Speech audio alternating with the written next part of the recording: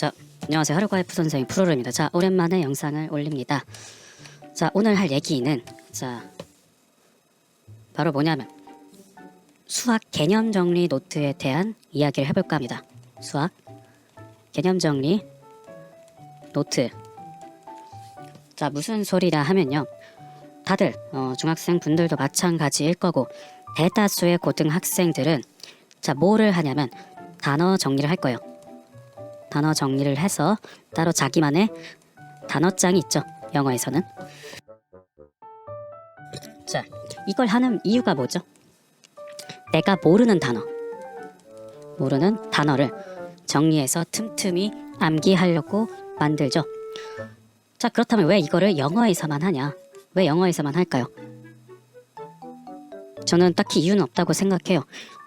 당연히 뭐 영어에서만 하는 분도 있을 거고 다른 과목도 이렇게 단어장식으로 자기가 모르는 거를 정리하는 학생들이 있을 겁니다. 그렇다면 수학에서는 이런 걸 하는 학생들이 있을까요? 상위권 학생들은 모르겠는데 한 중위권 아니면 중하위권 학생들의 경우에는 단어장 하기도 버거운데 왜 이걸 할까 이런 생각이 들 수도 있어요. 이와 비슷하게 뭐가 있냐면은 수학에서는 흔히들 말하는 오답 노트가 있죠. 아니, 저는 이제 오답 노트랑은 조금 다른, 비슷하지만 조금 다른 측면으로 접근해 보려고 합니다. 수학에서도 개념 정리 노트, 이 녀석이 필요하다는 말입니다.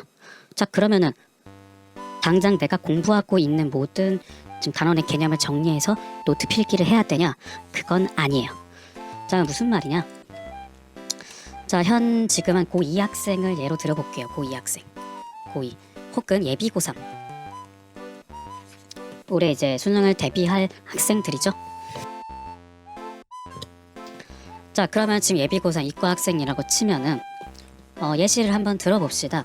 지금 이제 고3이 이제 주로 예비 고3이 주로 다루게 되는 과목이 미적분 과목일 거예요. 자, 그럼 여기서 뭐가 나오냐? 수열의 극한, 그리고 다양한 함수들의 미분 혹은 적분이 나오겠죠. 자, 그럼 여기서 수열의 극한 혹은 미적분에서 얘네들을 풀기 위해서는 단순히 미적분 과목만 알아서는 안 되죠. 수학 1의 수열 단원 혹은 이제 미적분을 다루려면은 기본적인 다항함수, 다항식, 또 로그 지수함수 등을 알아야 수월하게 풀 수 있겠죠. 여기다가 이제 삼각함수도 포함이고요. 자, 그럼 내가 만약에 미적분 과목의 문제를 풀다가 이 미적분 내용은 알고 있는데 여기에서 언급된 내용들을 몰라서 못 풀었다. 그럴 때 이 내용들을 간략하게 정리를 해서 남기자는 거예요. 구체적인 예로 좀 말씀 들어보자면, 예를 들어 어떤 날, 예를 들어 1월 23일 이렇게 노트에 써놓고 내가 문제를 풀다가 삼각함수의 그래프를 잘 몰라서 풀지 못한 문제가 있다 하면은 1번 적고 sin x 함수의 개형, 얘를 몰랐다. 그럼 이렇게 그린 다음에 요런 형태가 된다. 주기가 2파이이고 최대 최소값이 각각 플러스 마이너스 1이다. 이게 sin x, y는 sin x의 함수다라고 간략하게 정리를 하는 겁니다. 자, 이렇게 하다 보면은 어떤 날은 이렇게 정리할 내용이 나온 날도 있고 어떤 날은 없을 수도 있을 거예요. 중요한 건 뭐냐면요, 지금 미적분 과목을 공부하고 있을 때 모르는 앞의 내용을 내가 정리해서 내 눈으로 볼 수 있게 직접 손으로 써서 공부를 하자는 겁니다. 이런 식으로 정리를 하다 보면 월요일부터 금요일까지 5일치에 대해서 많으면 5페이지, 한 3, 4페이지 정도 나오겠죠. 그거를 이제 주말에 복습을 하는 겁니다. 제가 앞선 영상에서 얘기했듯이 수학이라는 게 연속성을 띄어요. 지금 앞에 내용을 모르면은 뒤에 내용을 이해하기가 너무 힘들어요.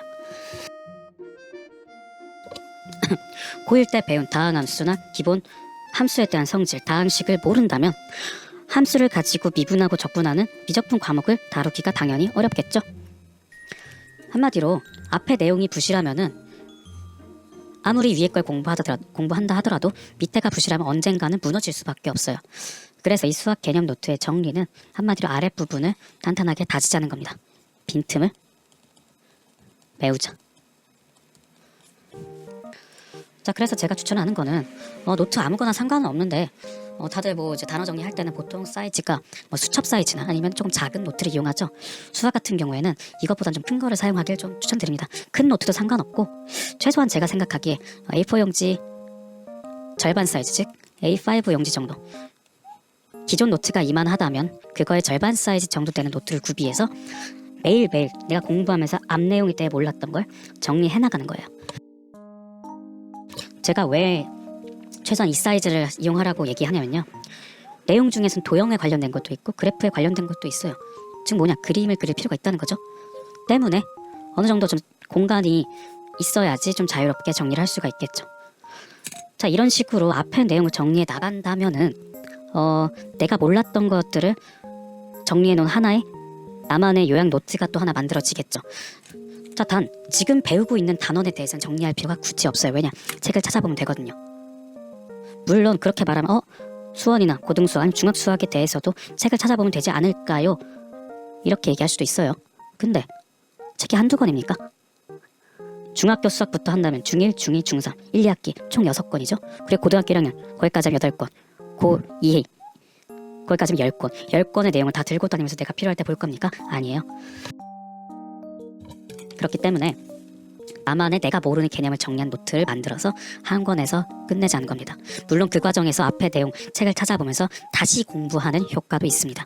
앞의 내용을 복습하게 된다는 거죠.